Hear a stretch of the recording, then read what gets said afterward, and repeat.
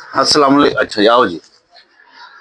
अस्सलाम वालेकुम सज्जनों ते बेलियो ते मित्रो, की हाल है तुसां दा? ठीक हो? अज तुहानू सारिआं नू पता जुमेरात है ते माशाअल्लाह कारीगरां दा ते हिसाब हो गया। हुण आ गए ने साडे शागिर्द।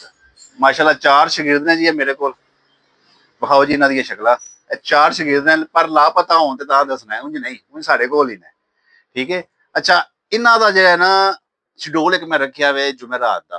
पूरे हफ्ते दा जिस किसी ने भी छुट्टी करनी है ओह्दा 500 रुपया एक छुट्टी दा कटी जाना है। ते अल्हम्दुलिल्लाह ओ इस डर तो छुट्टी कोई नहीं करदा। ठीक है। ते देखो इन्हां दा हाल। ठीक है। जे छुट्टी करन ते 500 रुपया कटींदा है ते जे ना करन ते माशाअल्लाह फिर पूरी पूरी है। जुमेरात इन्हां नू मिलदी है ते माशाअल्लाह खुश भी ने। ठीक है। ते अल्लाह सोने दे हवाले जे ते किसे कोल इंदा दुकान च सैटअप है वे ते दस्सेआ जे माशाअल्लाह जनाब। जे किसे कोल नहीं ते ए लागू करो शागिर्दां दे उत्ते जनाब। जे छुट्टी करन ते 500 रुपया उन्हां शागिर्दां दा कटिंग होवे। ठीक है। तो फिर शागिर्द इंशाअल्लाह ताला छुट्टी नहीं करनगे। इंशाअल्लाह ताला तुहानू गल पसंद भी आवेगी ते मजा भी आवेगा।